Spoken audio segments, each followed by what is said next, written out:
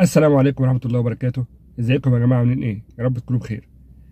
امبارح اتقدمت علامة لأول مرة في السوق المصري. العلامة دي قدمت عربيتين، وهي علامة ايه؟ علامة كايي.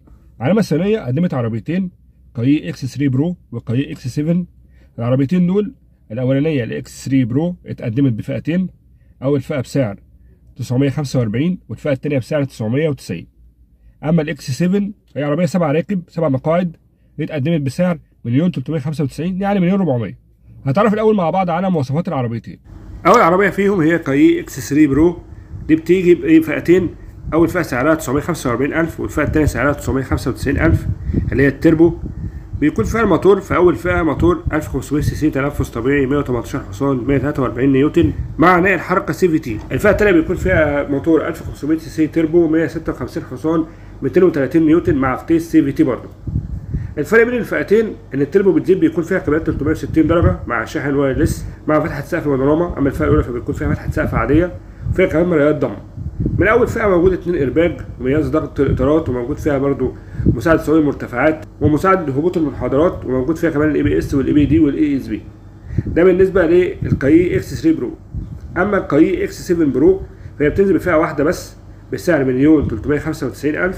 دي بتنزل بالموتور ال 1600 سي سي تربو 197 حصان 290 نيوتن متر مع فتيس دي سي تي 7 سرعات.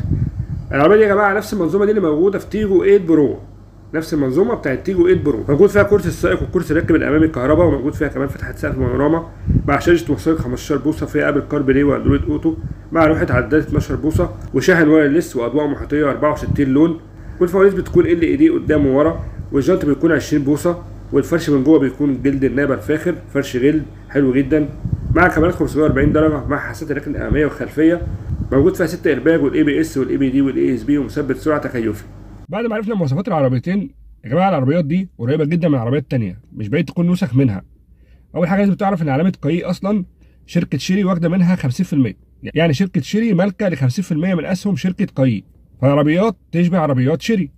يعني عندك اللي هي الاكس 3 برو شبه جدا الشيري تيجو 4 برو. الاثنين بيتقدموا برضه في تي سي في تي، والاثنين بيتقدموا واحده فيهم مثلا فئتين تنفس طبيعي وفئه تربو، والعربيه الثانيه فئه تنفس طبيعي وفئه تربو اللي هي الكايي واحده واحده. اما التيجو 4 برو بتقدم فئتين طبيعي وفئه تربو والعربيتين سي في تي، والاسعار برضه قريبه من بعض جدا. برضه التيجو 4 برو بتبدا برضه اول فئه ب 900 وحاجه 990 تقريبا ماشي، وبرضه الفئات الثانيه بعد كده بتبقى بالمليون. برضه الشيري تيجو 8 اعلى فئه بتكون ب 1,300,000 1,305 بالظبط. برضه هنا الكايي اكس 7 الفئه بتنزل فئه واحده بس بسعر 1,395,000. فالاسعار متقاربه جدا. وعلى فكره العربيات دي يا جماعه احنا بنشوف نسخ من العربيات الثانيه موجوده في السوق، فهنا مفيش اصلا يعتبر تجديد، انت بتشوف نفس النسخ. الحاجه الحلوه في مساله ان هو مثلا تبقى يعني هو مفيش تجديد، بس برضه في حاجه حلوه في ايه؟ في ان انت النهارده مش عاجبك مثلا الشيري روح للكايي قريبه منها جدا، مش عاجبك توكيل غبور روح مثلا التوكيل اللي هو كايي ماشي. هتلاقي في حاجه زي كده، يعني في مثلا ايه، في عندك اختيارات بدايل. الحاجه الثانيه ان التوكيل بتاع علامه كايي هو توكيل كايي موتورز ايجيبت. التوكيل ده اصلا تبع علامه او تبع توكيل اي اف جي اللي هو اصلا كان واخد زوتي قبل كده، عربيات زوتي اللي نزلت وما نجحتش وما كملتش، وبعد كده برده خد سويست وسويست ما نجحتش ساعتها. سويست دلوقتي هتنزل ان شاء الله في السوق قريب، هتنزل تبع توكيل المنصور، بس هو توكيل اي اف جي لما خد سويست برده ما نجحتش معاه مبقاش بينزلها. هو دلوقتي توكيل اي اف جي بينزل عربيه واحده بس او علامه واحده بس اللي هي الفي جي في. العربيات دي احنا اصلا قبل كده عملنا عنها كذا فيديو، بس المشكله يا جماعه هو بيقدم العربيه بس في التوكيل، يعني ما بتروحش معرض بتلاقيها. ودي حاجه يعني ايه ليها، يعني سلاح ذو حدين، فيها حاجه حلوه وفيها حاجه وحشه. الحلو ان انت مش ايه العربيات مش هتطولها الاوفر برايس، يعني مش هيكون في اوفر برايس على العربيه تاخدها بسعرها. لكن الوحش ان العربيه مش هتكون منتشره. دلوقتي العربيات دي لو منتشره حضرتك هتعرف حتى على الاقل مثلا هيجي لك هنعمل لك مقارنه بينها وبين غيرها، هتشوف مثلا اراء الملاك. لكن النهارده ملاكها قليلين، العربيه اصلا مش منتشره ما بتتشافش في السوق، انا شفتها قبل كده مره واحده بس.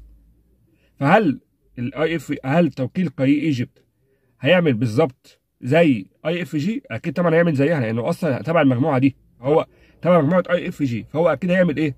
هيعمل زيها، هيسلس الوهزه بمعنى اصح. يعني عامه دلوقتي في تخوف من التوكيل ان هو يكمل، لان كده كده يعني اي اف جي اساسا ما كملش قبل كده، جاب الفي جي في وهي قاعده معاه فتره، بس في نفس الوقت بتتقدم عن طريقه هو بس، مش عن طريق المعارض خالص. فالعربيه مش هتلاقيها اصلا غير عند التوكيل. احنا نتمنى يا جماعه ان يكون في كذا بديل في السوق. نتمنى لما ينزل اصلا علامه يبدا التوكيل نفسه يخدم عليها ويكمل في الايه، في الخدمه بتاعته، عشان العربيه بعد كده تتجاب انت كمستهلك تجيبها انت وغيرك وغيرك وغيرك، طالما هي بتقدم لك اوبشن كويس. تمام خلاص، ايه المشكله؟